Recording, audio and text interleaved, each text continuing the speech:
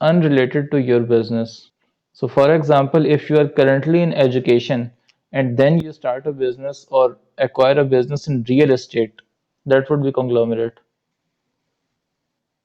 So horizontal integration is Competitor. Merging your business with or acquiring business of a competitor.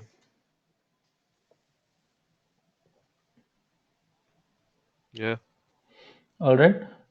Next thing, horizontal integration done, conglomerate vertical done. integration Vertical integration, we have got two types, forward and backward integration. Forward integration is when you acquire a supplier to s- business. uh, customer, forward Oh, integration. And backward integration is when you acquire or merge with a supplier. If you could quickly give me the pros and cons of all these types of integrations and maybe the effect on stakeholders as well. uh, horizontal integration. It can be can increase the market share of the business, Hmm. but however, the impact on the stakeholders is that like customers will have less choices, will have less options. Options for customers could be reduced, all right. Yeah, And and culture clash there could be a culture clash, all right. because two cultures of the Hmm. businesses Hmm. Hmm. may not go together, Hmm. Correct. and like sometimes What would be like the when you advantage to merge, the business itself? the advantage is higher market share and So competition uh, eliminated, yeah, larger scale eliminate production, economies of scale. yeah. Okay, You and can they'll have. also uh, Hmm, s- uh yeah, economies of scale because you're using the hmm, resources of other hmm. company.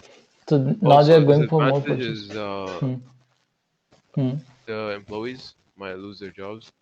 So, hmm. So rationalization might result in some employees losing their jobs. Correct. what's rationalization again?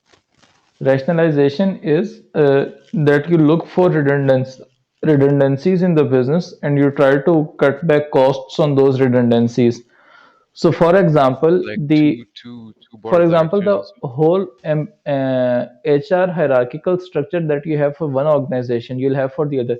Both organizations will have marketing departments, Yeah, and now that you have merged the two, you'll need just one. yeah, So, out of both, you'll choose the better one, yeah. and the rest would be asked to leave. Hmm. If the rest employees are of, for example, they've got potential, they can be placed by the entity within the entity in other departments, they'll do that. Other Yeah. than that, they'll simply replace them. Hmm. Okay, this then,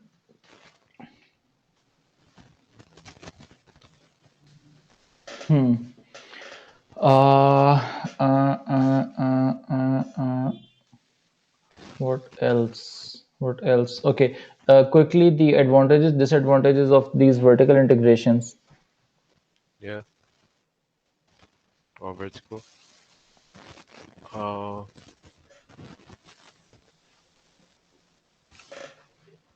vertical integration is like a Let's talk about forward integration first, where the business it acquires a customer.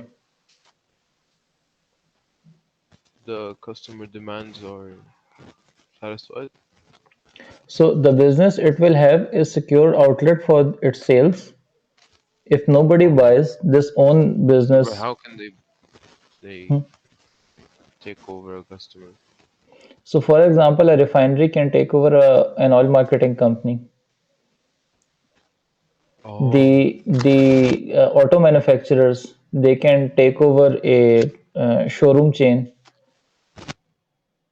So usually they have got their dealers, authorized dealers uh, who are selling the vehicles of the auto manufacturing company. So these okay. showrooms for Toyota and Nissan and other autos that we have over here, they're not exactly usually company operated. There are some The dealers who, manufacturer operates it. Hmm? Manufacturer operated Manufacturer operated, as in it's supplier. not Toyota who is actually operating or who owns these showrooms from where you buy your cars from. Yeah, They are the dealers who are acting on behalf of Toyota, yeah, or they are the dealers who perhaps buy from Toyota and then they resell it to you. yeah. Okay, so if Toyota feels like that the dealers aren't doing a good job, Mm, they'd buy the dealerships.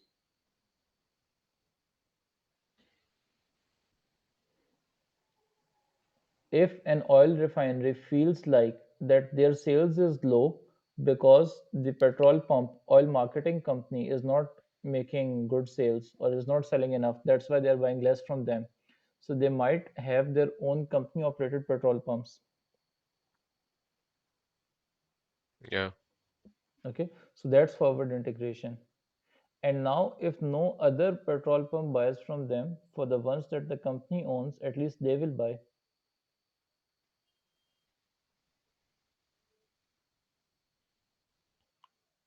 yeah, All right. Also, the first business which has invested in its customers, uh, they would be able to control the prices at which they sell. yeah, All right. So consumers, they might suspect that market is becoming uncompetitive, or the other problem with forward integration for the business is that they've got experience in the business that they were running before. But what about this new market? They might not have experience of operating in this new market, and they might be inefficient in that market. yeah. All right, workers, they'll have more job security because now there is more room in the business, more entities in the business where they could work, if Hmm. not in this This is particular for entity. vertical, right? Hmm. Yeah, Okay, and consumers, they would dislike lack of competition in the retail outlet. For some people, it might be, for some consumers, they might like it because the company, for example, the company which has its own petrol pumps, the oil refinery, they might be operating them in a better manner. They might be more aware of what are the problems of the customers. yeah, Okay, so that's for forward integration. For backward integration, it would give business more control over the price and the quality of goods it's getting, over the timing when it gets its supplies, uh, and it could control the supply of its competitors also.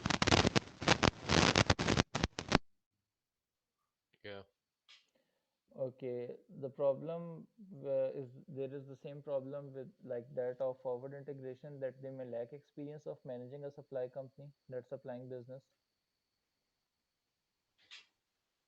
And the mm, other thing is that the supplying business, it might become complacent, that if no one else, this company would at least buy from us. yeah. So we'll have a permanent customer. Hmm, hmm. So having a permanent customer is sort of good and sort of bad. I mean, permanent customer good, you'll have your Is this for guaranteed sales. forward? For backward, for both, this would apply. So forward is supplier to customer. Forward is when when you're buying your customer. Hmm, So supplier to customer. hmm, And then the backward is customer to supplier. hmm.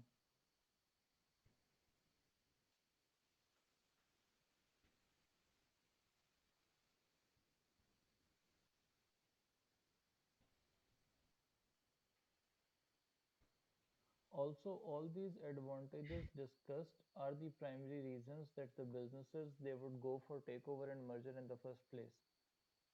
Either they are concerned about the quality quantity of the inputs, or they are concerned about their own sales which aren't growing because the customers, the people who are buying from them and selling them forward, They aren't doing a good job. It might be that the business it wants to control its whole supply chain. Okay. um, Conglomerate, it might be that the business it wants to diversify its risks. Yeah. All right. This then we know the difference between merger and takeover. Merger, you are merging the two businesses on Yeah. sort of equal footings, and takeover is where Primary they and subsidiary. again. In mergers, you'll Hmm. have primary business and subsidiary business.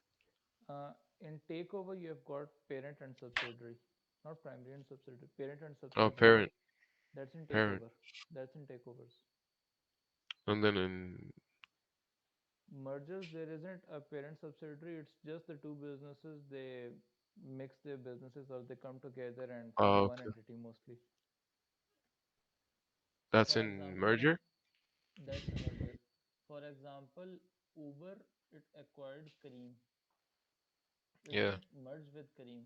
It let Kareem operate separately, So but it Karim is owns subsidiary and Uber is parent. parent company. Hmm.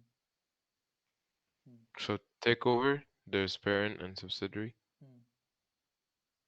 In merger, there is just entities before merger and one entity after merger.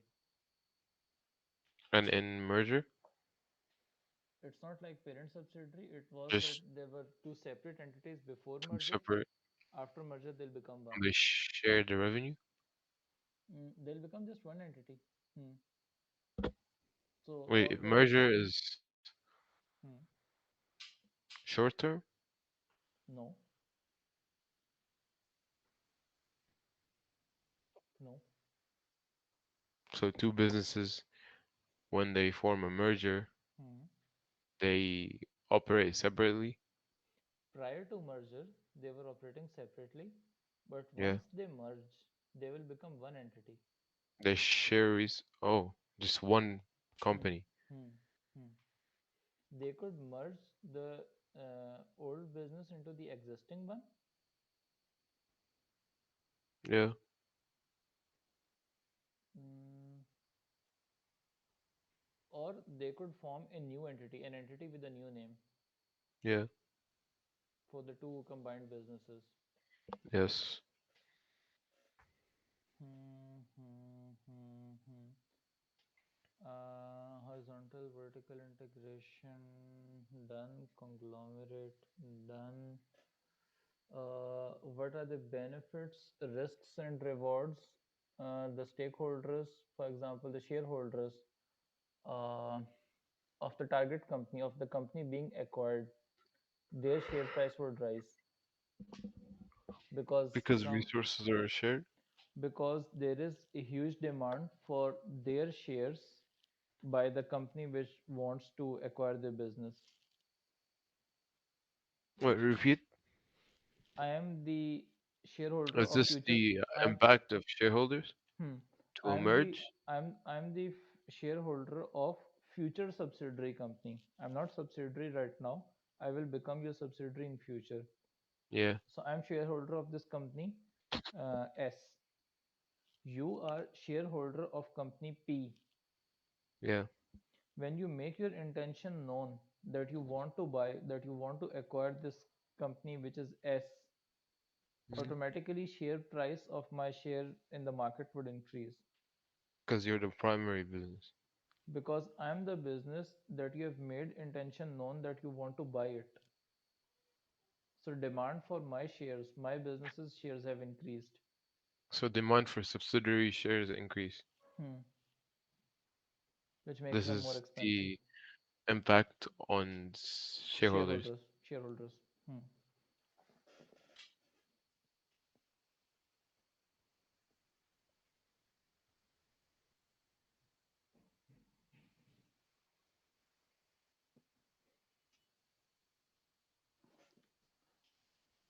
Okay. Yeah. Then there is the impact on employees, which we have already discussed. Some might lose jobs because of rationalization, and the Mm. ones who remain, they will have more chances of moving in one of the group entities. Yeah. So varied roles. Okay. For a business, as it acquires more businesses, its assets would grow. It would have more assets to utilize. So it Yeah. would have a stronger balance sheet. Yeah. Okay. Wait, if they Hmm. you said when they merge they'll have more assets? Yes, when they acquire a new business or when they merge with a new business, they will have more assets. They will be just a bigger business. They will acquire all the assets and liabilities of this company, this subsidiary that they have acquired, or the business that they have merged with. So you had assets of 100 million, I had assets of 100 million. Together, when our businesses merged, this new business would have assets of 200 million. Yeah. So that's the concept of the stronger balance sheet.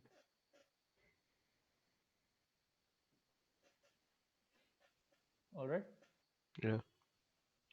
Uh, they'd have lower costs, economies of scale. Yeah. Okay. Because they will share resources, raw materials. Hmm, hmm, hmm, hmm, hmm. So all these different types, managerial economies of scale, purchasing economies of scale, marketing economies of scale, Yeah. financial economies of scale, they would be there, most likely. Okay. Now, when you are going for this merger and acquisitions, businesses they pay a lot of emphasis on it from tax perspective. So different countries they have got different tax regimes. Some countries they are more business friendly, so they offer fewer taxes, and some countries they are not as business friendly, so they charge more taxes on the businesses which operate over there.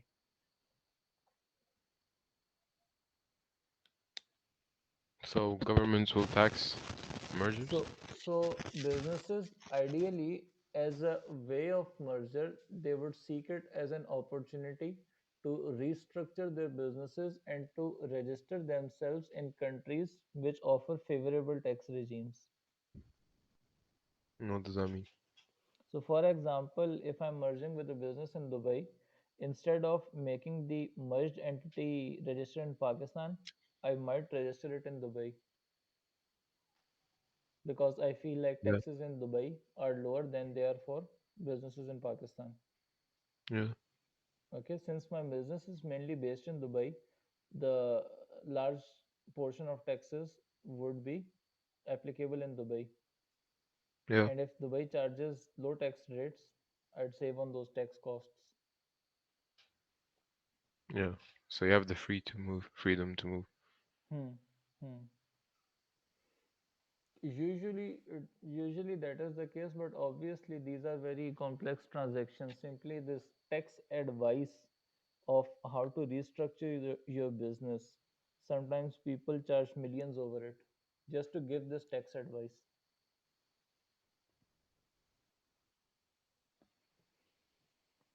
All right. Yeah. What are the risks involved with integration? Obviously, there is this risk of overpayment. There is a risk that the businesses which merge together, Overtraded? overpayment. When you're trying to acquire this new business, you would place some value on this business, and the business would obviously, the business that you're trying to acquire, they'd obviously charge you more than just their physical assets. So they'll charge you for the goodwill as well. Yeah. So goodwill, to get the value of goodwill, obviously estimation will be involved. Yeah. And what if you overestimate the value of goodwill of the business that you're acquiring?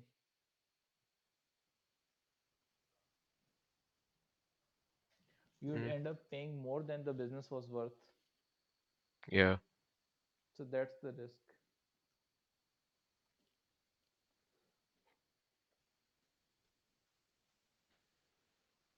So risks are you might be paying more than what it will earn. The risks are that yes, when you go for integration, you might end up paying more than the business that you're So what acquiring is as well. integration? Like Hmm? just merge? Integration. Integration covers both merger and acquisitions. Oh, So instead of saying mergers and acquisitions, simply say integration. so overpayment is when you pay too much. Hmm. When you overpay, you pay more. How do businesses know they pay too much? How do they know? Okay, so the business, they are doing cost benefit analysis that if I'm making this much investment, I should get a return by this much amount, or this value that I'm placing on certain asset. Why do I place value on any asset? Because I foresee that this asset would give me this much advantage in future. When I'm buying a car, actually I'm not buying the physical asset as much as I am buying the convenience that it would provide me in future, or the utility that it would provide me in future. That's the actual Mm, thing that I'm buying, right? So when I'm buying yeah, the business, I must be buying this business because it would reap me some financial rewards in future, because I see potential in this current business that it would provide me these financial rewards in future. And yeah, if the business, the acquired business, does not provide those financial rewards which I foresaw that it would provide, then it means that I've overpaid for this business. yeah. All right, all right, all right, all right.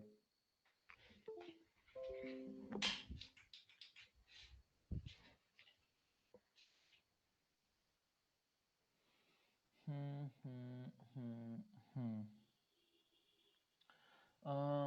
The advantages of inorganic growth: you grow your business more quickly. Strategic benefits: so for example, you can control, you can have more market share, you can control the supply of your competitors, you can control sales of your competitors, you could have economies of scale. These are simple.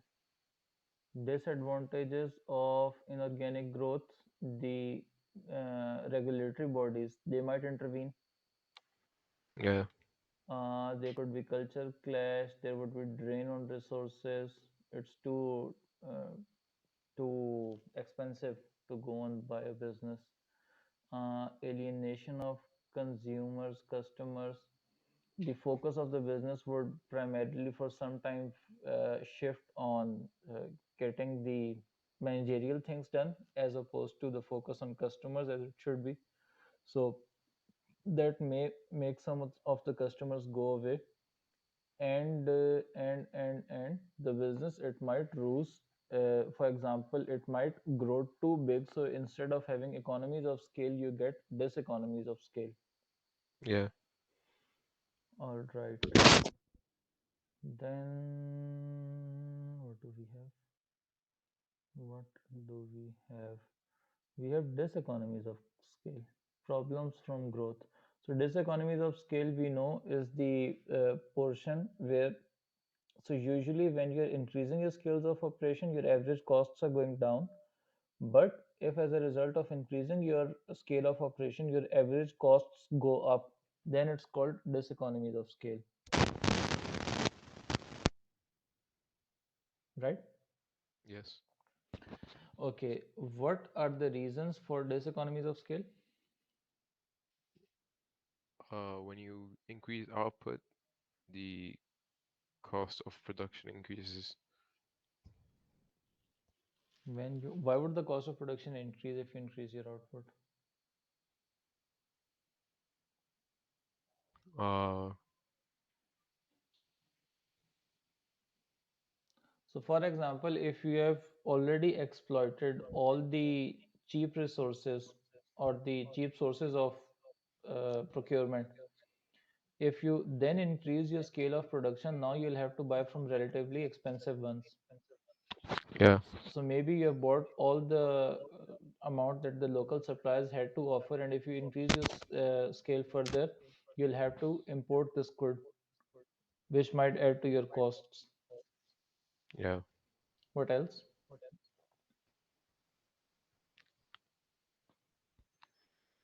Uh, The business growing large would obviously mean that you will perhaps have to increase more hierarchies within the business hmm, in order to manage this larger entity. And that would increase the difference between the topmost levels of hierarchy and the bottom levels of hierarchy. So the yeah. workers, they would feel alienated. Also, the time it takes for the uh, commands and communications to flow throughout the chain of command, that would now be longer, and the messages, they might get distorted as they pass through this chain of command. So this could mean that the business would be run this could mean that the business would be run inefficiently, and which might increase costs for the business. So this economies of scale, the reasons for that is the workers are producing less because there's hierarchies. uh, it's not exactly workers are producing less. The For example, in order, the messages that you Like had to motivation pass on to for workers as workers, well. one thing is motivation of workers. For example, they feel like that these people, now they have uh, gotten into these big offices, they don't really understand how things are actually done, Yeah. so they might feel alienated of that. The other thing about communication that I was saying, so for example, previously, if it's just one owner and his many employees who are working, as soon as he makes a decision, he quickly communicates it to the employees. Yeah. Compare that with the complete hierarchy of, for example, the CEO makes a decision, he communicates to department heads, who Yeah. communicate to their senior managers, manager, assistant manager, who communicates it to The job message will get supervisors. distorted. So messages will get distorted and will take time to flow through. Yeah. Okay, so that would slow down the work that gets done, and that could increase costs. Yeah. So, for example, you identify that there is this new technology which has to be applied at work, which would reduce our cost. But it would take a lot of time for that decision to flow through until that technology is actually implemented and used. So, the time Yeah. it took you more because of the higher, longer chain of command. Yeah. That would be an example of diseconomies of scale. Yeah. Okay, this also, the technical diseconomies of scale for all the machine and the capital equipment that you have, they have a certain optimal level, that if you operate at this particular level, you will get the best results. If you are expanding beyond that, then your average costs might decline. For example, the car that I have, to give you a very simple example, uh, Yeah. theoretically speaking, I can run it as long, or I can drive this car as long as I want. I just need to refuel it whenever the fuel runs Yeah. out. But there must be some downtime given to this car for its maintenance. Mm. Okay, so that downtime, it might not be provided to the machinery, which would result in more technical failures, and which could increase the costs of production. Yeah. Okay, this internal communication, over trading. So, what could be the negative consequences? So, this is external diseconomies of scale. What would be the negative consequences of external negative consequences of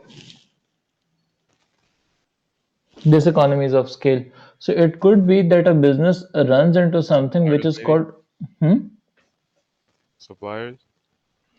This is something called overtrading. So overtrading is when When the you, business doesn't have enough money and like they spend more on ideas and stuff, huh, and then they don't so have in money to order pay to them. increase your sales, you have to give incentives. So incentives could be in form of discounts, reducing prices, or it could be in form of giving more lenient terms to the customers. Sorry, But can you repeat? If you want to grow the scale of your operations, if you want to increase your sales, you must incentivize the consumers or customers to buy more. Right, incentivize like So, what forms of incentive can you give them? You can reduce costs for them, so you can sell them at lower prices, yeah, okay? Or you could offer them more credit period. yeah, So, if you are selling the product at lower prices, you are decreasing your profits. yeah, Okay, so your gross margin is reduced, so maybe your break even point it gets pushed further ahead. yeah. So it might be that as a result of these discounts, now you are unable to meet your operational expenses. Could be. The other thing could be that if you give too much credit time to customers, it would increase your bad debts. Yeah, Also, for the time of if you increase the credit time, it would mean that the business would receive cash later. yeah, So this could reduce the working capital of the business. It might run short of cash often. And if it runs yeah. short of cash, then it cannot meet its other operational obligations. For example, it wouldn't be able to buy Pay a lot back of their raw things. material and Yeah, hmm, hmm. So this is the problem of overtrading that a business might face if it is running into diseconomies of scale.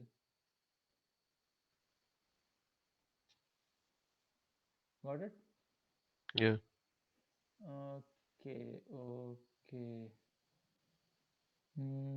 Decision making techniques. How do we make decision? Quantitative sales forecasting. So calculating time series analysis. So you have to identify the trend. Again, shall I open the other book and explain you from that? Because that Yeah, one had a better explanation for this thing. You take a picture of that as well. yeah. Okay. Okay. 1 second. Uh, that book. That book. That book. Quick access. Quick access. Which laptop do you use? I use an Acer. Acer Nitro 5. Are you into online gaming? Yeah, a lot. Which? Hmm? COD? Yeah. I play Valorant. What's that? It's a FPS online ranked. I Hmm. play CS:GO, Rocket League. What's Rocket League? It's cars, soccer Hmm. with cars. Wow. You? Do you play? No, never, never. I played a few games. Like I'm quite ancient, so I played CS 1.6 for some time, but never competitively. Always with bots and just myself. And what else did I play? I played COD for a few days. Yeah, Uh, Nothing else. I don't know why. I used to play those Flash games back in the yeah. teens. So there was this miniclip.com. I don't know if it's still around or not. Mm, I love to play table tennis on that. Anyhow, this is the moving average and how does it work?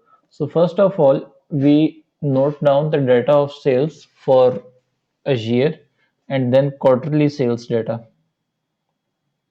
Okay, yeah, so we add the first 4 quarters.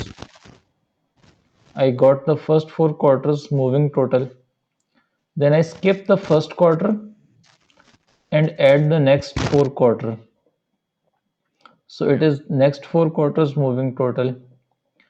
I add these two, I get 8 quarters moving because this first one was for 4 quarters, the second one is for 4 quarters. I add these two, I get 8 quarters moving total. Then I divide it with 8. Or can you repeat? Hmm. First, I got the total for 4 quarters, one, 2, 3, 4. So the first 4 years. First, for quarters. A year has got 4 quarters from January to March, from April to June, from July to September, from October to December.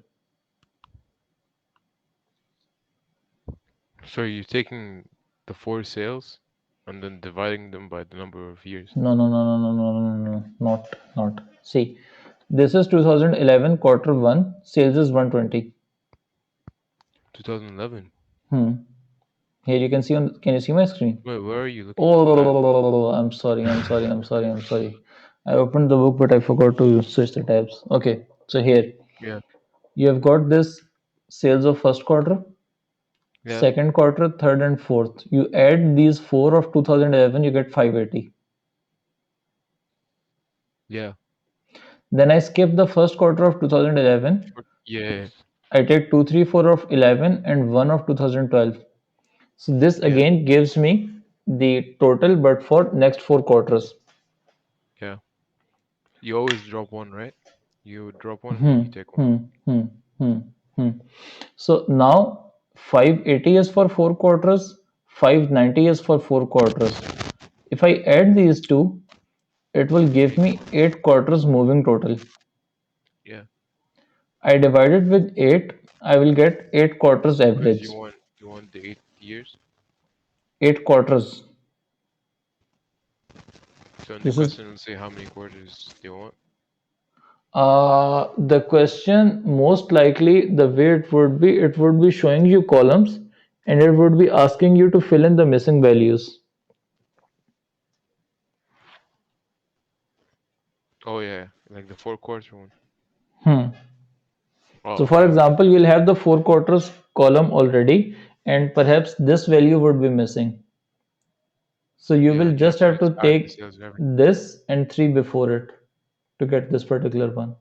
Yeah, yeah, And usually from the table, you can also read how the other values are being calculated, so you can apply the same formula to calculate the yeah, missing value as well. yeah, Okay, then you've got 8 quarters moving total. You divide it with 8, you get the quarterly moving average. This is the average for 8 quarters. So you write down this average in the middle of the 8 values, or rather 5 values that you used. So 1, 2, 3, 4, and then 1, 2, 3, 4. These are 5 values that you have used. You write it in front of the middle one, the third one. Wait, after you divide by 8, then you do what? Where do you write this average that you have got? You write it in front of the middle value, 3. Yeah, So this is 146.25. Now you compare this 140, this quarterly moving average with yeah, this quarter's sales, 3. So 190 minus 146.25 is 43.75. yeah, Okay, so this is for this particular quarter, then for the next one, then for the next one. This is how you do for all the seasonal variations. yeah, It is difference between quarterly moving average and actual sales revenue. Now to calculate average seasonal variation, this seasonal variation it happened in quarter 3. You take all values of quarter 3 and you take their average. So this is the value of quarter 3. Then this is a value of quarter 3, 52.5. 43.75 plus 52.5. Then this 58.75 is a value of quarter 3. yeah, So you take average of these three, 43.75 plus 52.5 plus 58.75. So you say in quarter 3, average variation is 51.67. Yeah. That's how you calculate average seasonal variation. Wait, how do you? I know. How do you do the average seasonal variation again? So you take all quarter three seasonal variation and you take their average.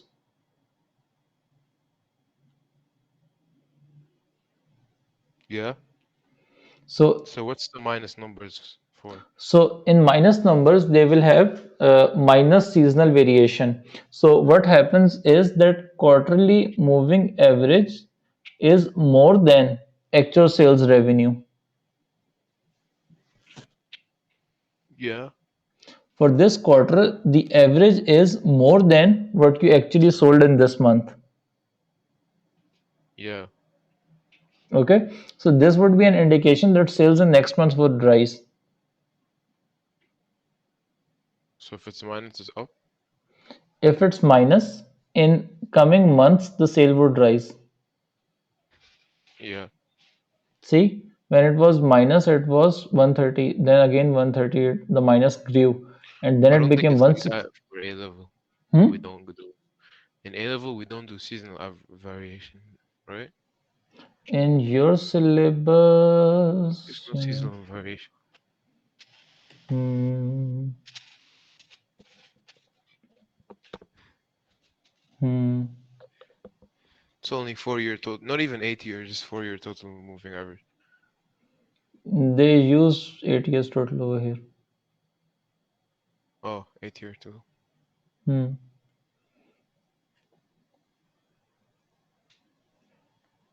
Anyhow, if they do, you know how to do it. Yeah. And Okay. the trend is always divided by the number of years, right?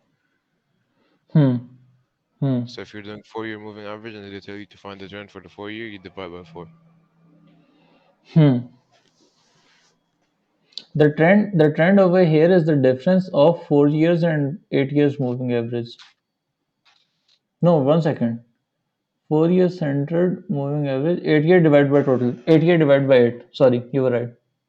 Trend is Yeah. 8 years divided by total. Divided by 8. Okay.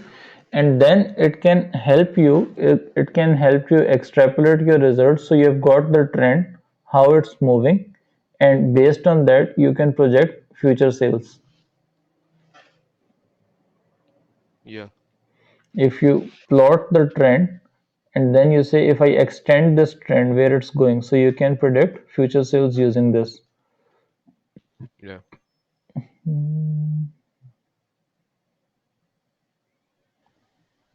They give you seasonal variation, but not like that.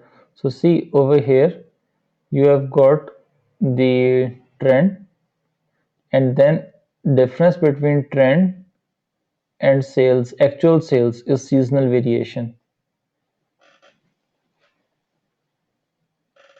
The trend says your sales should be 525, your actual sales is 600. So seasonal variation is positive 75.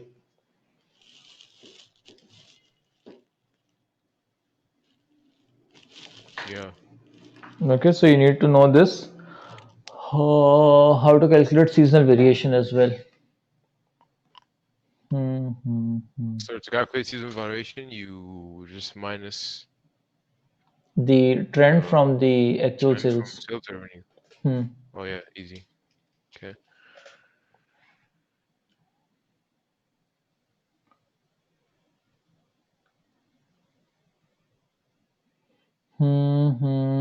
So what's the limitation of this? What's the limitation of this quantitative sales forecast? First of all, Time value. these hmm? Time Time value of value. money. Okay. What else? And uh hmm, it doesn't take account external factors. It so all it's based on is usually the past data. Numbers. What if No. the future Yeah. trends are different from the behavior of this past data? So that's the biggest problem with This is the same problem that we have with ratio analysis as well. We are trying to predict, we can comment on past year's performance, but then what's the point? That performance has already been done. And Yeah. if you're commenting on that past year performance to make a decision about future, what's the all right, usually the history is repeated, but what if it's different this time? So those Yeah. things they aren't incorporated in these analysis. Okay, they should be revised often enough to give you the latest Yeah. trends. Line of best fit, line of best fit. Then you should know how to calculate this standard deviation as well. So for standard deviation, I think this correlation. I hope you would be given this formula, but in case you're not, then memorize it.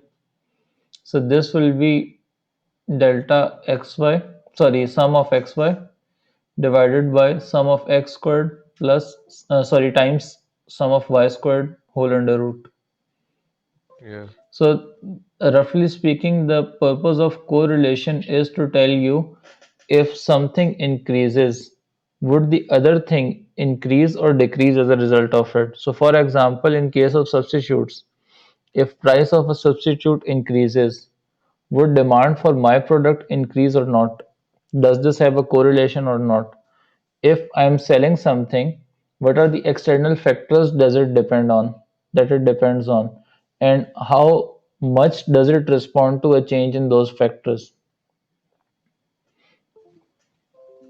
Yeah. So 0 means no correlation, positive 1 means perfect correlation, and negative 1 means absolutely inverse relation. If one thing increases and the other decreases. So for example, some people, this quantity of sofas sold, it is inversely related to unemployment. When unemployment decreases, quantities of sofas sold increases. So there is a negative correlation. Mm. Okay, and over here there is a positive correlation between marketing expenditure and quantities of sofas. So as they increase marketing expenditure, roughly we can say that the trend line, there is a sort of upward trend, that the quantities of sofas would increase, sold would increase. Yeah. Okay, and here things are all over the place, so you can't really comment if increasing one would mean the other would increase or not.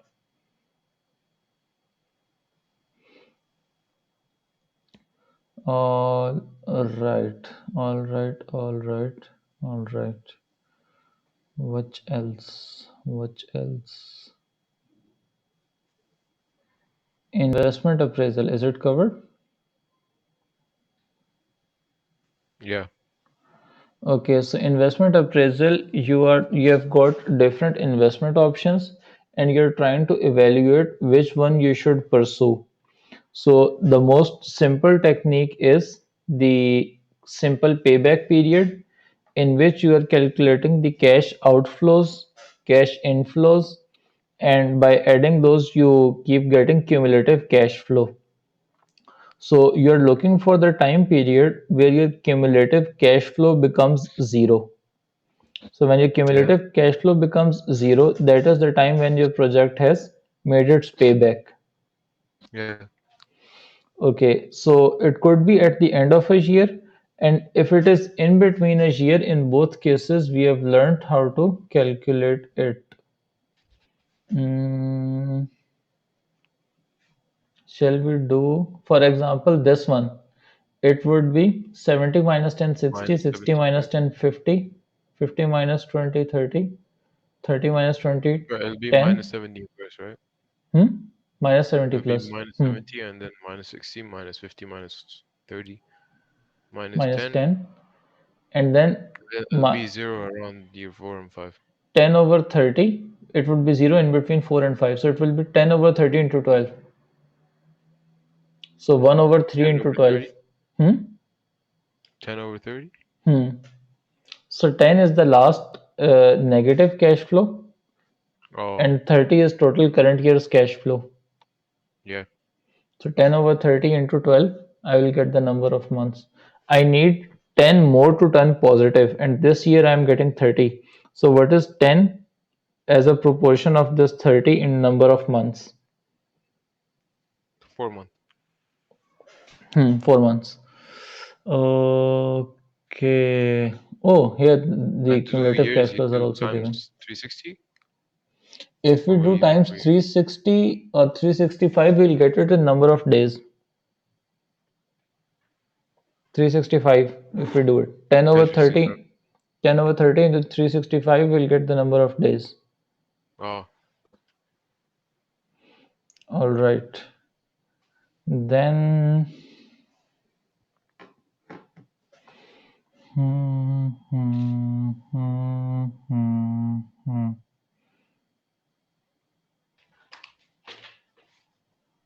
so this is called payback.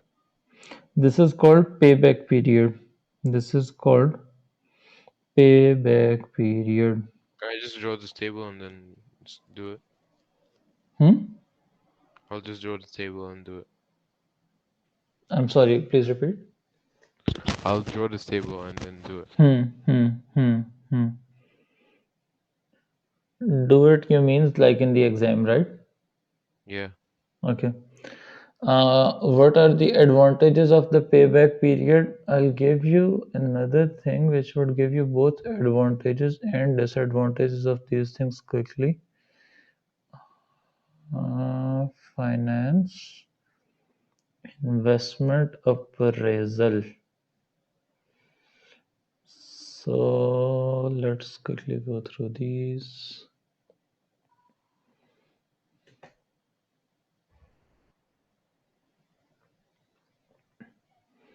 If you could quickly read this chart, this is the advantages, disadvantages of payback period.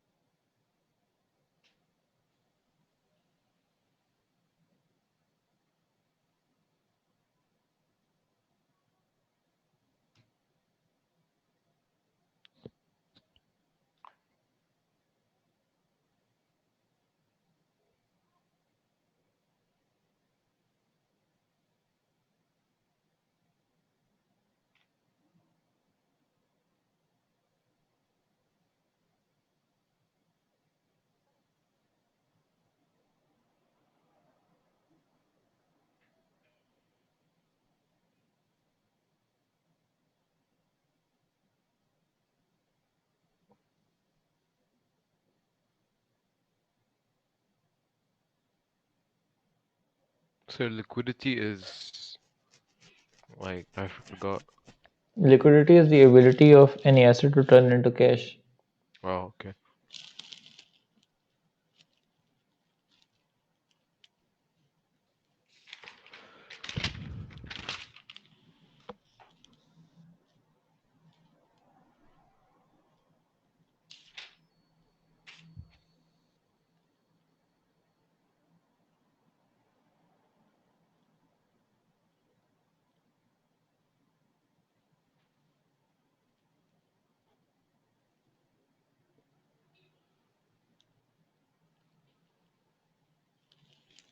Done?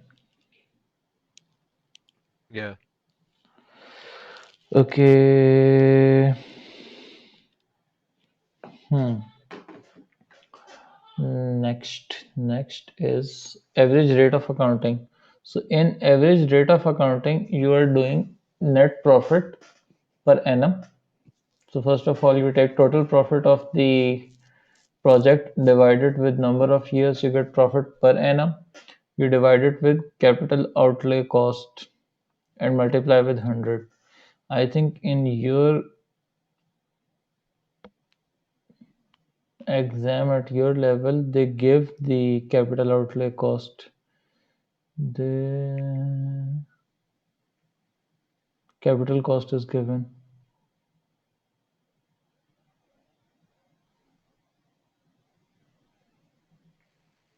50,000, 40,000, and 90,000. Net profit So per what do you annum. divide by? Hmm? What are the numbers you divide? The numbers that you divide are annual profit. So how do you calculate annual profit? You calculate total profit. You divide it with number of years. So you have average annual profit. This is the formula. Net profit per annum divided by capital outlay cost.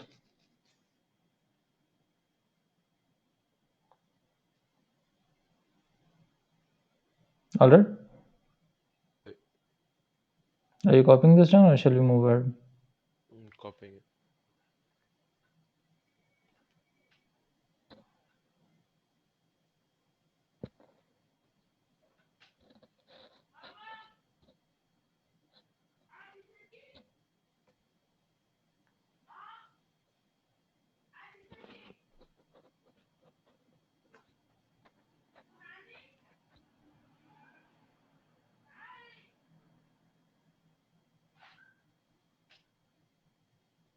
Yeah. Okay, then the question of what are the advantages and disadvantages of this method. Um, Here, if you could quickly read these.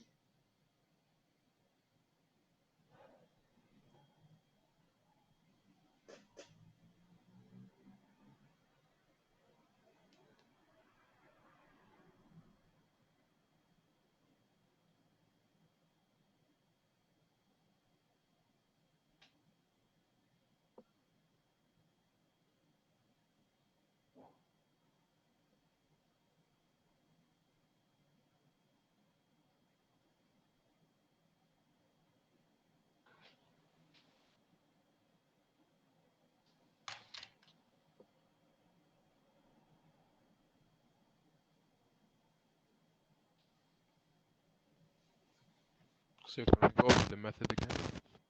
Hmm? Can we go over the method?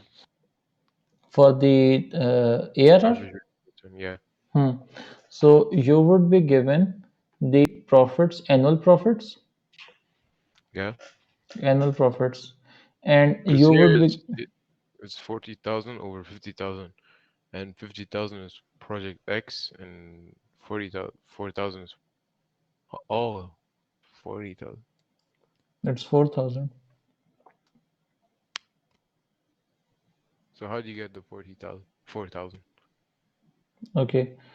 Um, Total net cash flow for the project. 1 second. 10 plus 10 is how much? 20. 20 plus 30 is 50. 50 plus 2 is 70. 70 minus 50. This is total cash flow. This shouldn't be total net cash flow. This is total cash flow. So 70,000 So all of this will inflow. be given. Hmm. Yeah. Okay. Minus 50,000 cost. Sorry again. 70,000 inflow Yeah. minus 50,000 cost. Yeah. 20,000. 20,000. So 20,000 is earned over 5 years. 20,000 divided by 5. Oh, 4,000. And for the second project, total inflow is 60,000. 60,000 minus Minus 40,000. 40,000 Again, 20,000 is earned over divided 5 years, by divided by 5. 5 years. Oh, okay, okay.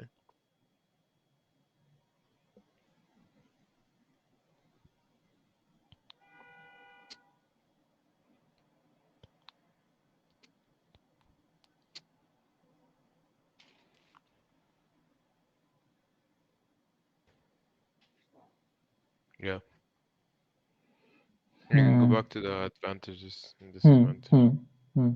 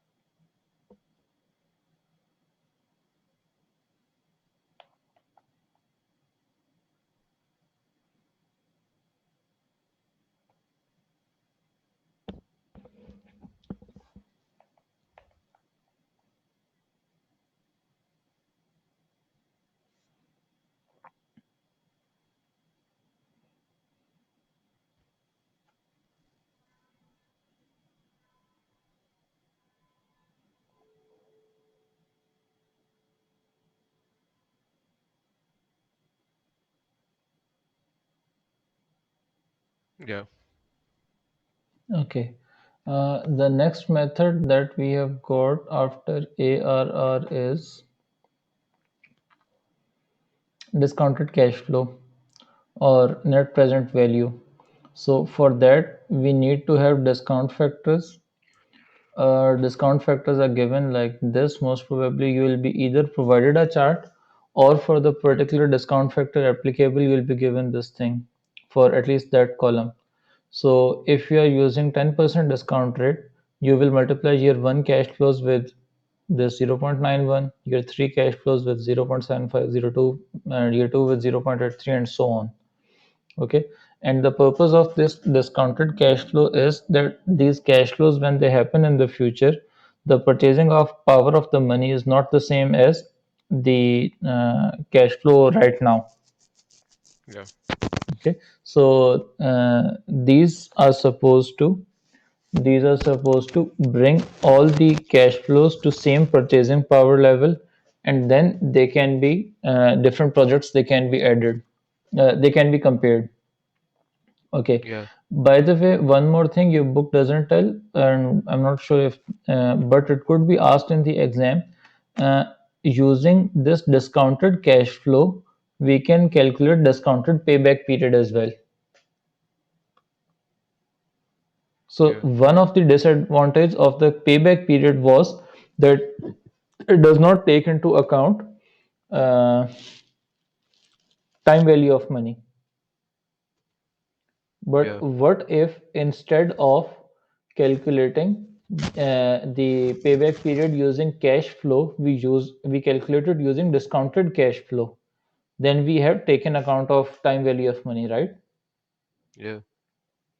So that thing, if ever a question comes, you know how to handle that. Yeah. Okay, So so hmm, to time value of money.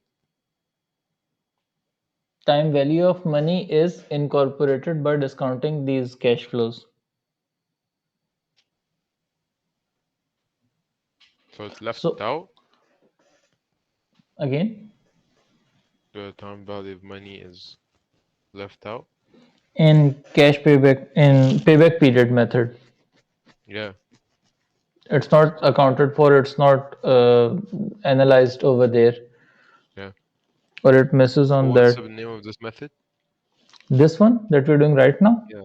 Yeah. discounted cash flow method or net present value method. Yeah. And how do you? What's the? How do you do it? Okay, so for each project, you first calculate the discounted cash flow. So normal cash flows you are given, net cash flow. This is what you'd be given. And what's the interest? Discount rate is at 20%. Yeah. Okay, so first you multiply 10,000 with 0.83, you get 8,300. Then you Yeah. multiply 10,000 with 0.69. For each Wait, year, again? for each year, the You amount of multiply. cash flow will be multiplied with the discount rate for that year. Yeah. Okay, so that way you will get discounted cash flows.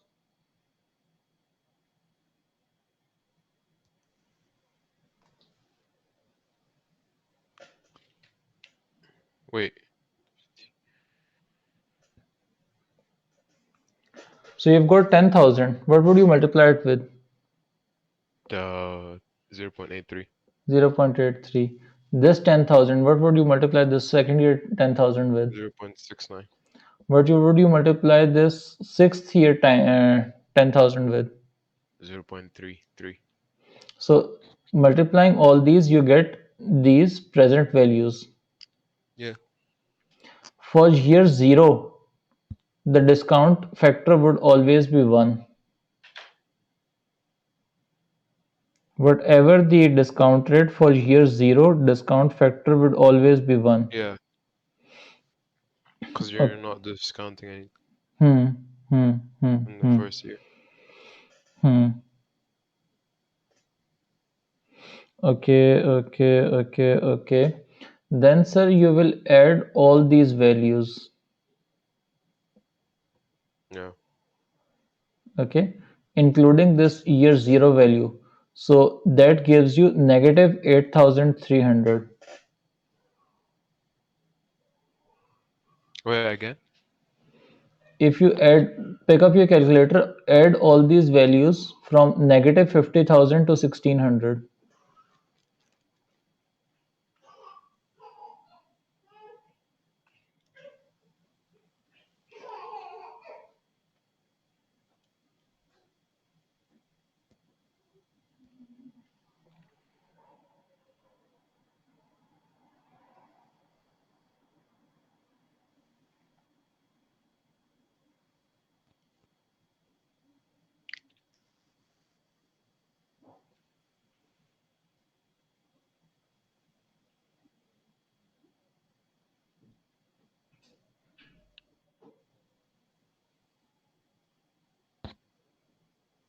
36,700? Wrong. So I've got minus 50,000 plus Yeah. 8,300 Wait. plus 6,900 Yeah. plus 5,800 Yeah. plus 4,800 Yeah. plus 4,000 Yeah. plus 3,300 Yeah. Plus 2,800. plus 2,800 Plus 2,300. plus 2,300 Plus 1,900. 1,900 plus 1,600. 1,600. So it is negative 8,300. Wait, you did minus 5,000 plus Minus 8,300? 50,000. Minus Oh, 50,000. yeah, 8,300. So this is negative. This project, it has a net present value of negative 8,300. You should not take up a project of negative net present value, because it Yeah. means in today's term this project would involve more outflow than inflow. Yeah. And among the values which are in the positive region, you will choose the project with highest net present value. Yeah. Understood? Yeah. So net present value, you take the net cash flow times the rate of discount, Hmm. and then that you add all of them Hmm. minus the present Hmm. the Hmm. Okay, year zero. one thing to be mindful of and avoid, don't do that sum of total and then multiply it with one discount rate. No. Hmm? Each year's cash flow should be Wait, what? discounted.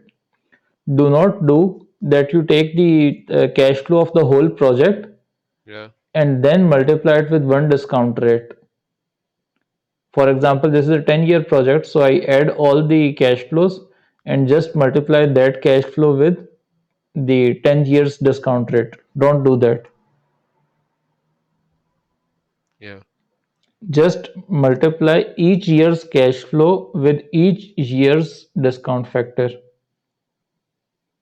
Yeah. All right. Mm-hmm. So one more thing, I told you that negative ones we avoid and positive ones we choose. And among the positive ones, if there is one with higher net present value, we will go for that one. So here, if you could quickly, The advantage and disadvantage. yes, please. Yeah.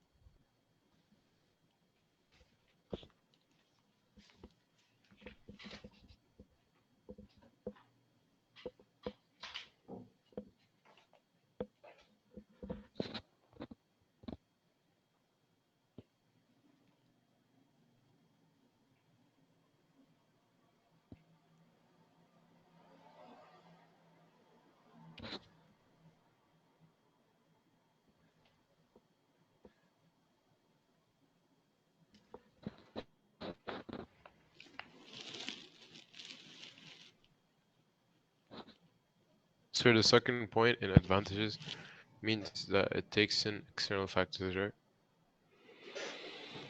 Hmm. You can do it for one particular discount rate and then with another to see that if discount rate actually changes.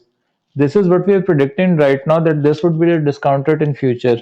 But if it fluctuates, you can calculate right now if it changes from this to this, how would the outcome of the project change? Yeah. So right now you would know if the discount rate is 8%, this would be the return on the project. If the discount rate is 12%, actual one, then this would be the return on the project. Yeah.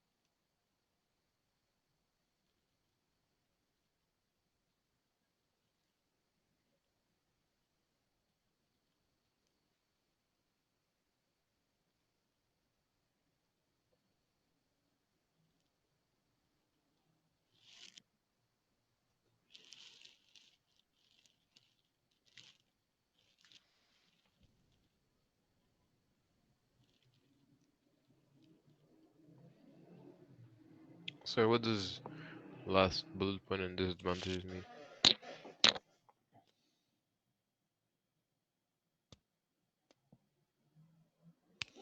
Hmm. Okay, you can compare the net present values of different projects only if the initial investment is the same.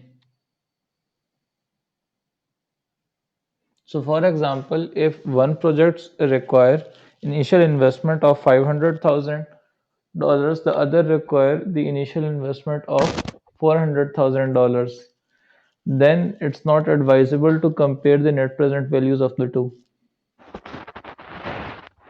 Yeah. That's what it means.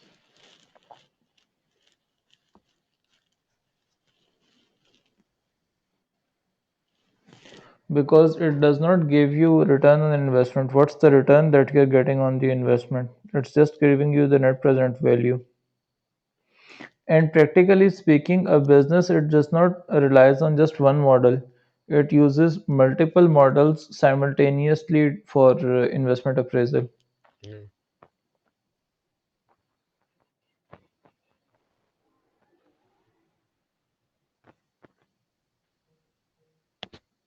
So it doesn't give the return from the investment, it only gives the Net present like value of the present value.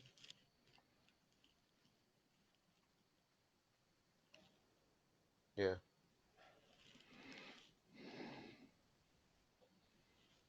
Hmm. No.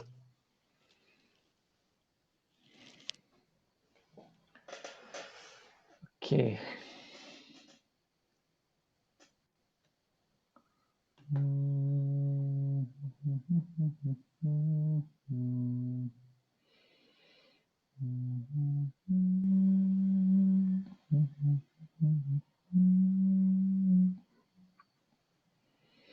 Hmm.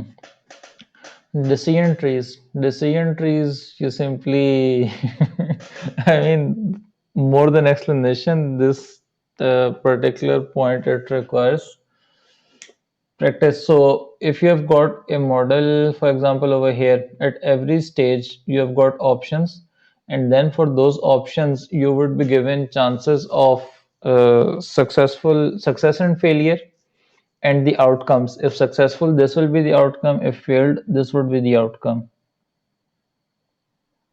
Yeah. So you work your way back, and eventually, the whichever option gives you the highest return, you opt for that option. Yeah.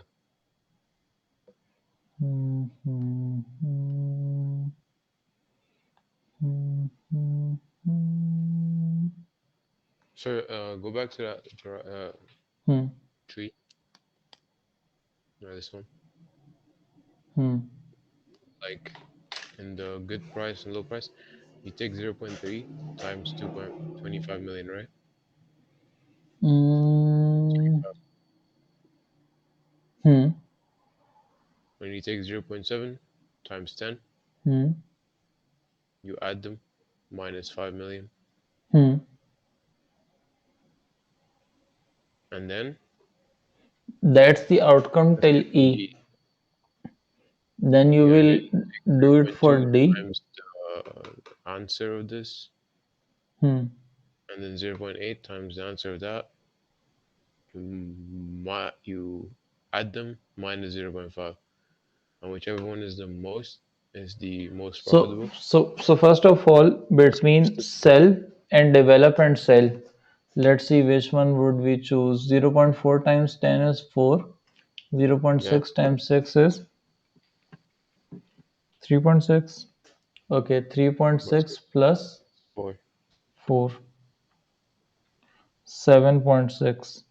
Okay, for this one we have got 0.3. 25, 7.5, 0.5. and 7.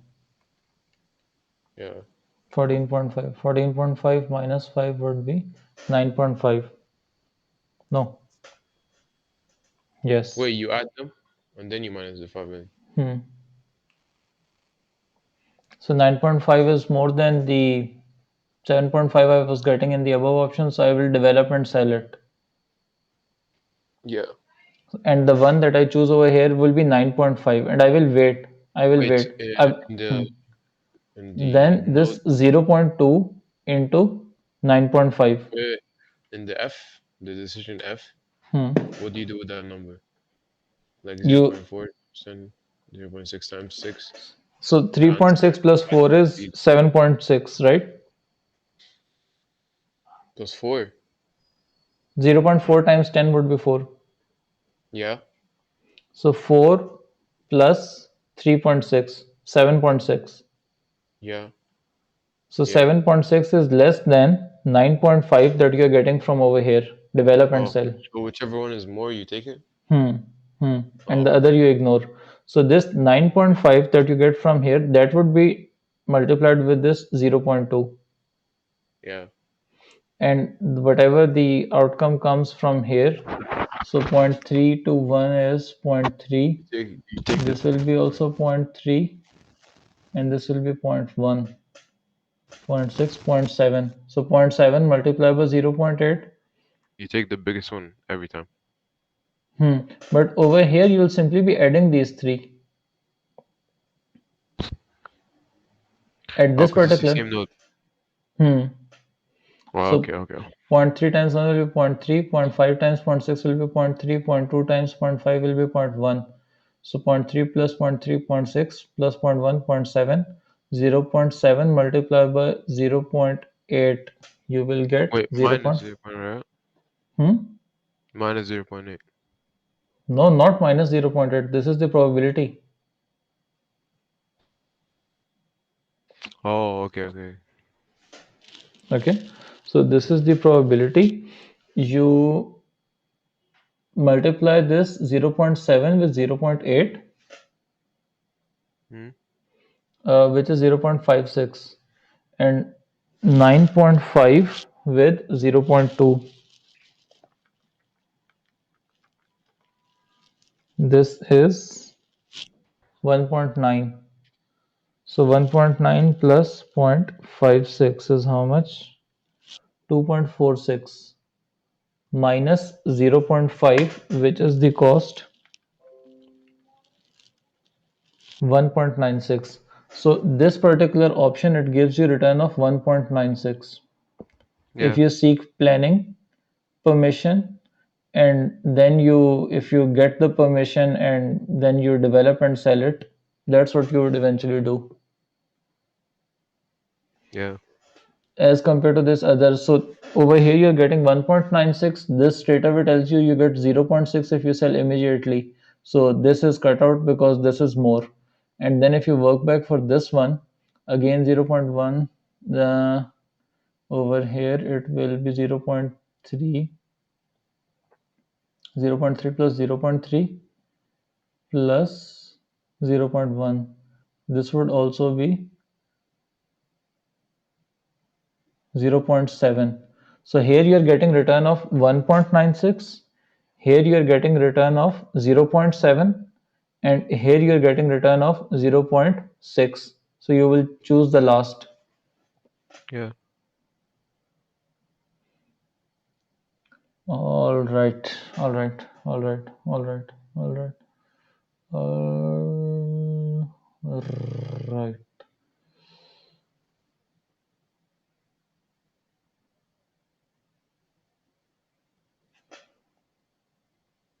So see over here you get 1.96, this one gives you 0.7, that gives you 0.6. So this one would cut out, this one would cut out. If you go over here, this cell would cut out. Yeah. So this is the one that you would do, develop and sell it. If you get permission, you will develop and sell it. If you don't get planning permission, then this is what you will get. So with the 9.5, you times it by 0.2, Hmm. Hmm. and then you minus 0.5. No, 9.5 times 0.2 and 0.7 times 0.8. Whichever one is bigger, you take. No, you add these two. Oh, okay, okay, okay. You add these two and then deduct 0.5. Yeah, So 0.7 times 0.8 would be 0.56, and this 9.5 times 0.2 will be 1.9, and Yeah. 1.9 plus 0.56 will give you 2.46, and from this 2.46 you will deduct 0.5, so you get 1.96. Yeah. Okay. If you could, from your book, quickly read the advantages and limitations of district entries.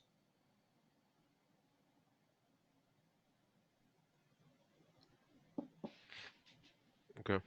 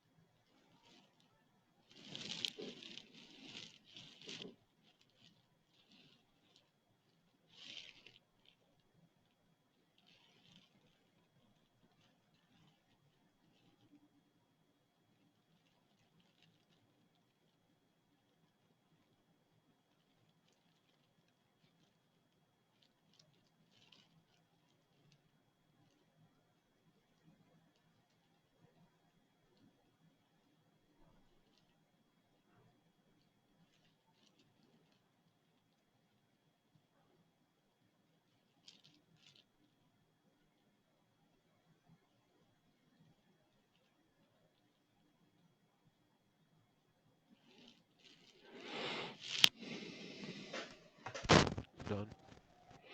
All right. Next thing that we have is critical path analysis. In critical path analysis for a given network, we are trying to find out how tasks they are related to each other.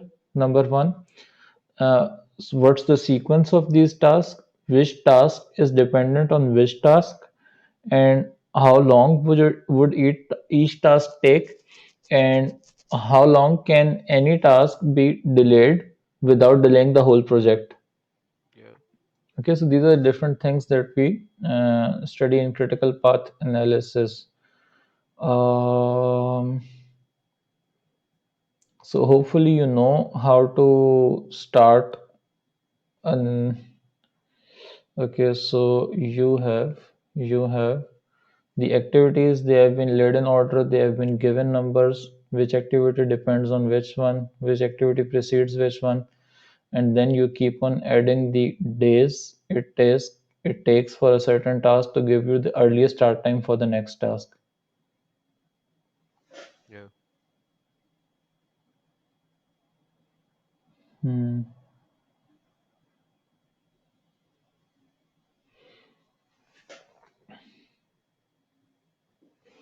So 26 minus 28 minus 6 take 22 days, and 28 minus 2 minus 125. So you take the smaller one, 22 days, and there you take the bigger one for earlier start time. Can you repeat that? For latest finish time, when you're working backwards, so see over here, if I do 28 minus 6 days, I get 22 days. But if I go from that side, 28 minus 2 is 26. You take the 26 bigger minus, number. you take the bigger You take number the bigger number. for latest finish time. And when For the you're critical path, you take the bigger number, right? for this network diagram, you take the bigger number. Yeah. And then for the earliest start time, you take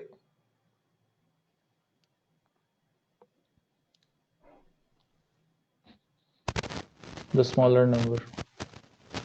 No, here you're taking the smaller number, you're not taking the bigger number. 28 minus 6 is 22, and 28 minus 2 minus 1 is 25. So you're taking the smaller number for latest finish time Yeah. and the bigger number for earliest start time. Yeah.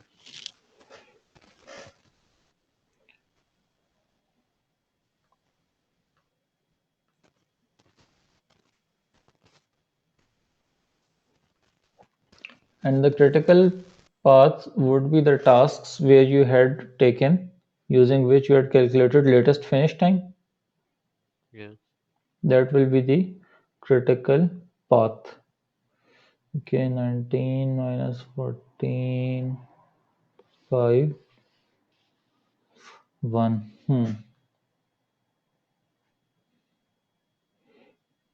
Total float, how do you calculate it? Latest finish time of activity, earliest start time of activity, minus duration. The float is Latest finish time yeah. minus earliest start time minus duration.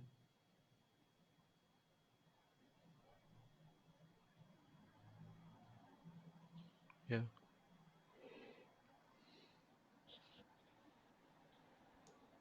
5 earliest start time is 1. The activity takes 4 days. Okay. Free float is for the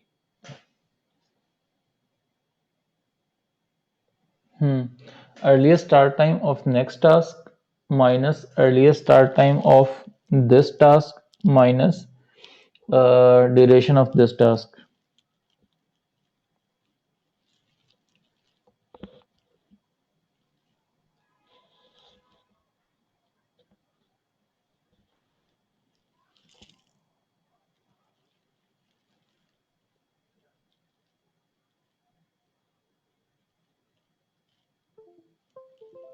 Done?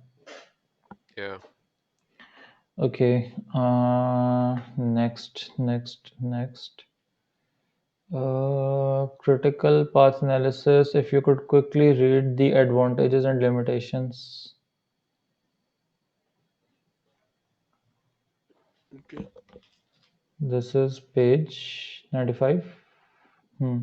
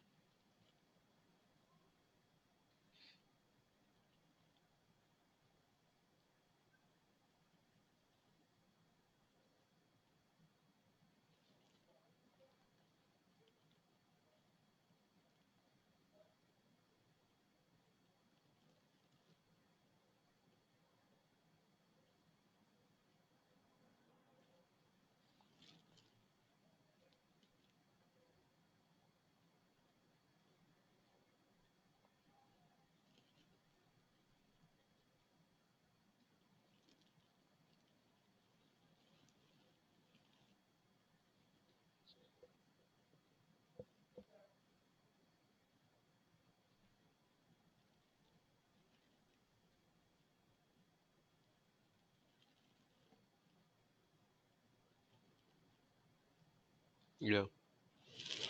Okay. The next thing that we have got is contribution and how we use that.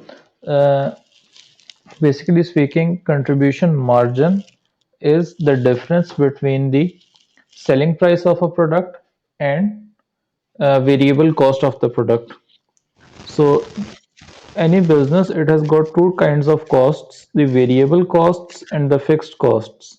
Variable costs are the ones which vary with production, and fixed Yeah. costs are the ones which do not vary with level of production. Variable costs are the costs that change, right? Hmm. Hmm. So So you indirect costs. variable costs are direct costs. Direct costs. Oh, okay. Okay.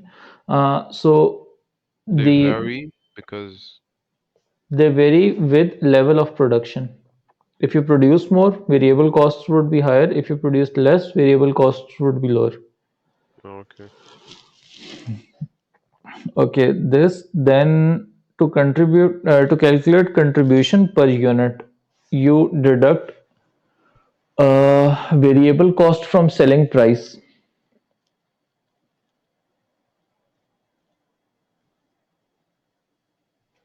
Yeah. And the other way of calculating contribution per unit is if you are given total contribution and you are given number of units, you divide total contribution over number of units, you can still get contribution per unit. Yeah. Okay, so what is this contribution per unit used for? It is used to calculate the break even point. What's the break Yeah. even point? Break even point is the point. Businesses make they lose no money and gain no money, like zero. So total costs are equal to total revenue. So for each unit you have calculated this is the additional that you are making per unit, and if you keep on making more units, this amount would multiply. So using this amount, this profit that you get per unit, if you divide fixed cost with this amount, fixed cost divided by contribution, this will tell you the number of units that you have to sell so that your total revenue is equal to total cost. Yeah. Okay. And how is it used by a business? It's used by a business, so a business would know that this is the minimum that they should produce. If they produce any less than this, then they will be incurring losses. If they produce any more than this, then they can expect profits. Yeah. All right. What else in it? What else in it? Contribution and decision making.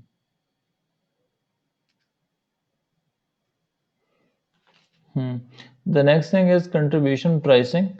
Contribution pricing is price of a product. Sorry. So contribution pricing is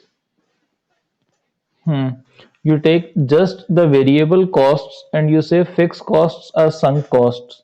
So these are the costs that have already been incurred, and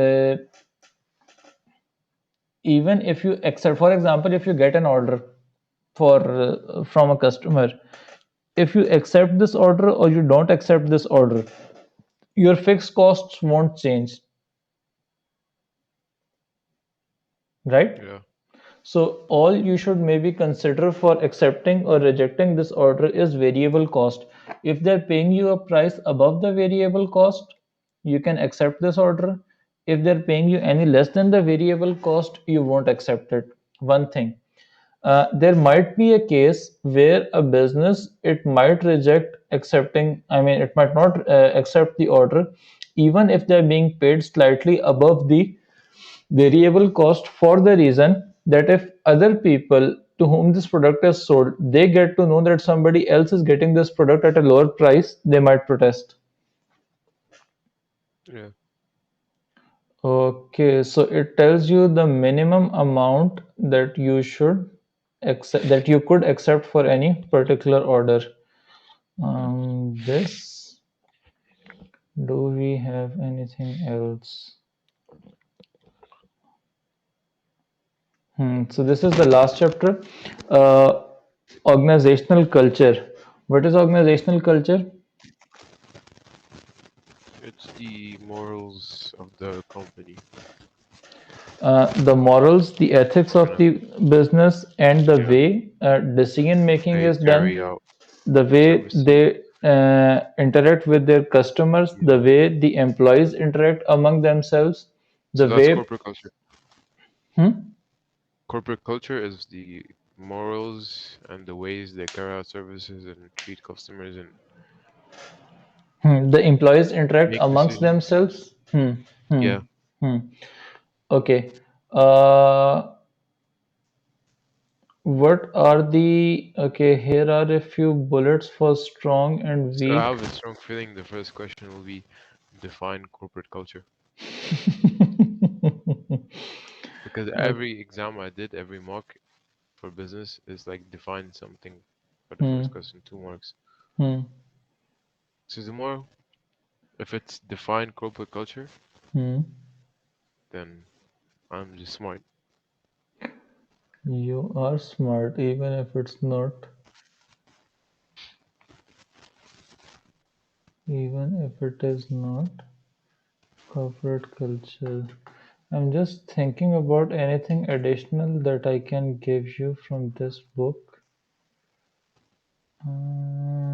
Yes. Do we have a definition of corporate culture? We must. So here is one definition of corporate culture that you might use. Can you see it on the screen? The green one. Hmm. Yeah, let me copy it.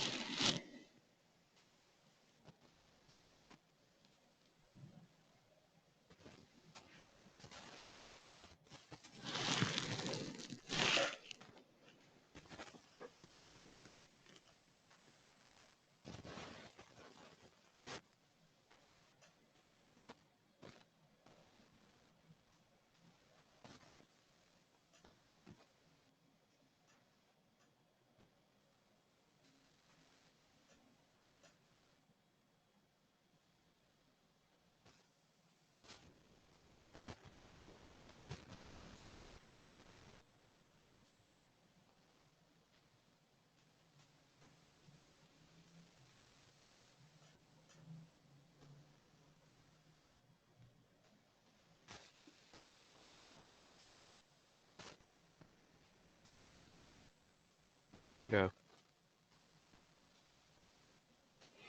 All right. Mhm, mhm, mhm.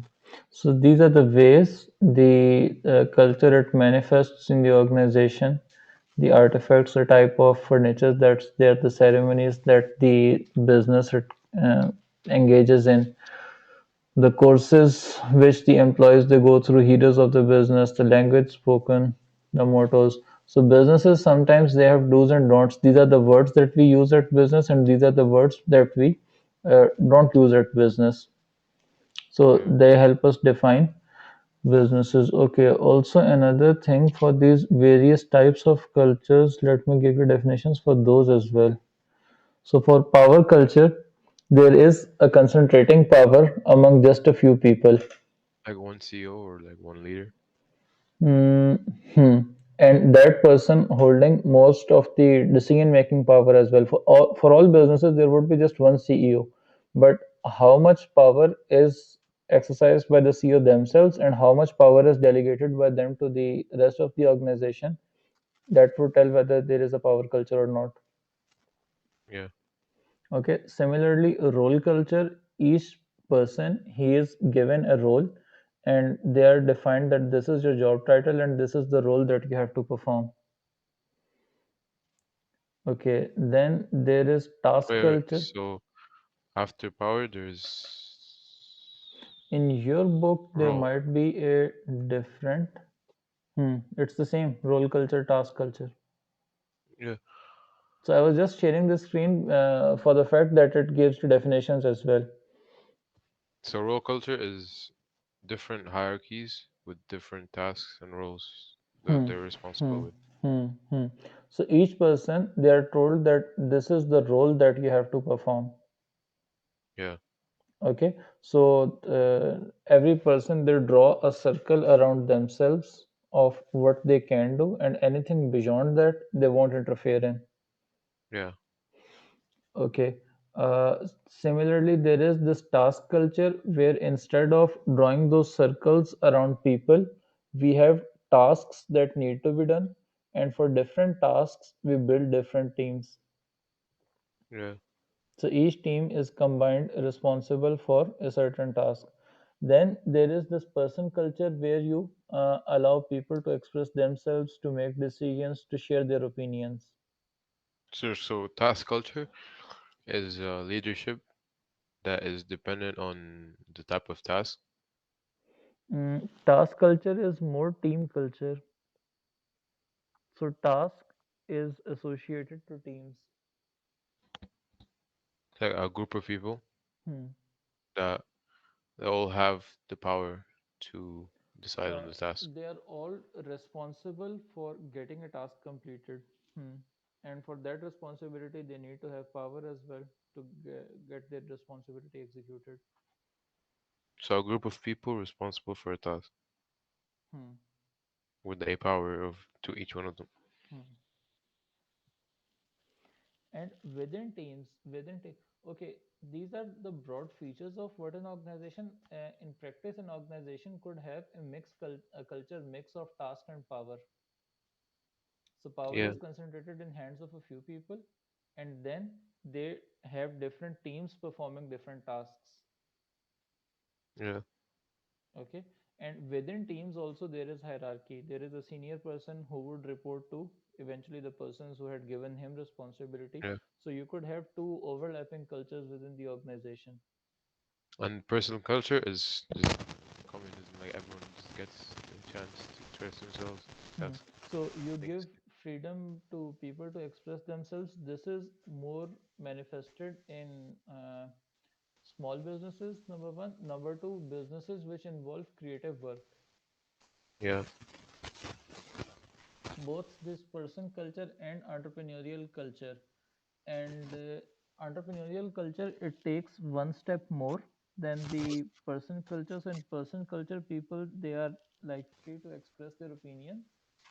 And in entrepreneurial culture, they're also told that merely instead of expressing their opinions, they are given more liberty to take some actions on their own as well.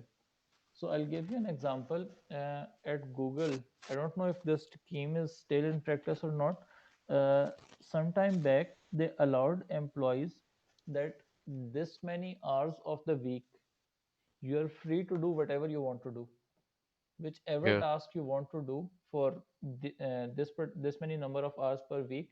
You can develop something, you can relax, or whatever work you want to do, you'll do that work. yeah, Okay, so in those particular hours, some employees, many employees, repeatedly at different times, they made uh, products which were eventually then bought by Google. That all oh, right, in this particular time, we gave you liberty to do something on your own, and they created something so good that eventually Google bought that from those people. yeah. So that's an example of entrepreneurial culture where the business is encouraging employees to Take exercise their risks and make creativity and take risks yeah, and develop things, and maybe develop phenomena or processes or products which could help business grow. yeah, Okay, so the situations. So in these situations, you would like to change the culture of the organization. If you could read quickly from my screen, yeah, or if you could take a screenshot of it and read it afterwards. There is just one more thing that I need to share with you. yeah. Done? Done. Okay, this and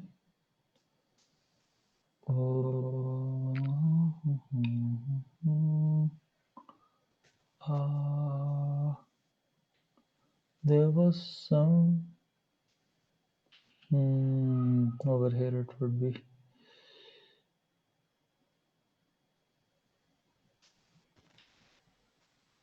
Okay, if you could quickly, I'll give you uh,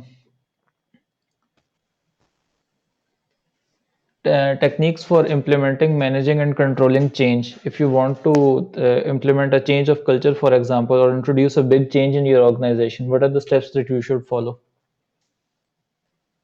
Sorry, sir. Techniques for implementing Yeah. and managing change. Yeah. Okay, the first step would be understand what change means. Mm. The second step would be recognize the major causes of change. Wait, what is this again? How to manage change. If you want to introduce Change in. a change could be in the culture of the business, a change Mm. could be in terms of the markets that a business sells in, a change could be in terms of the hiring process, a change could be in terms of the technology that's used by the business. Yeah. Okay. So Uh, how to manage change? hmm. In fact, instead of writing all those points, just take a screenshot of this, understand the stages of the change process. So these are normally the stages that are there for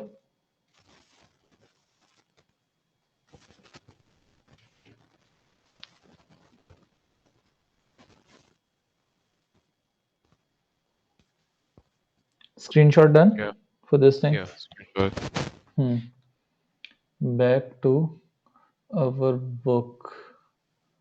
Uh,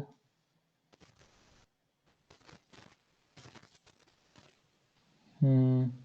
How would culture affect the organization? It would affect the motivation of the people.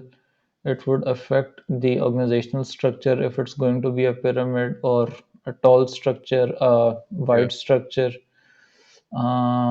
If there is new management, if there are mergers or takeovers, how would they bring over their culture or coexist with the existing culture? Mm, it's largely reading, not much to.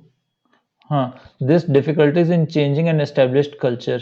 This last screenshot that you took, understanding the stages of Yeah. change process, you could get a question on if the organization wants to change its culture.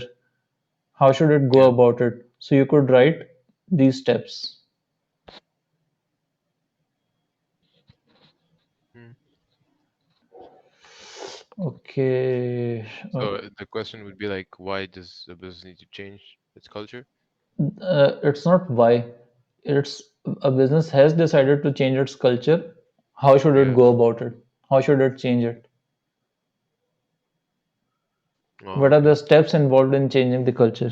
Like warn the employees, Hmm. ensure So it resources would are be it available. would be it would just give a read to these steps. This where are we now and what why change is necessary, new visions and objectives, resources that are there, Yeah. Yeah. warning Yeah. of change to staff and all these Yeah. things. So these are the steps that Yeah. the business could follow. Okay. That's it. That's it. A quick revision of the test. Test is tomorrow. Yeah. Morning. All right. Take good rest. Yeah. What else? What else? Just take good rest, revise, and give as much. Okay, in questions, in the test, be mindful of the keywords. If it's evaluate, if it's discuss, if it's analyze, you should be giving. If it's assess, you should be giving both sides of the argument. Yeah. Hmm. And the other thing, especially in evaluate questions, in other questions as well, whenever you make a point that this is what the business should do, always follow Yeah. it with a why point. That why are you saying this thing? This is this one point helps students score a lot better because many a times they're just making statements that this is what should be done, this is what should not be done. They do not share the rationale behind it, or they do not share the consequences. So if this is something that happens, then what would be the consequence of it? Like if something bad happens, if Hmm. the bad So things happen, what would happen? if there are disadvantages, if this disadvantage plays out, then how would it affect the business, or why would it be a disadvantage for the business, Yes. and how could they avoid this disadvantage? Yeah. So whenever you're making a point, if you go do all these things about this point, that you explain the point, explain why, explain what could they change about this point to get different results, then Yeah. hopefully you'd get better marks on this test. Yes. All right. So best of luck for tomorrow, and see you next Thank you, week then, sir. inshallah. See you, sir. Inshallah. Assalamu alaikum. Myself. Myself.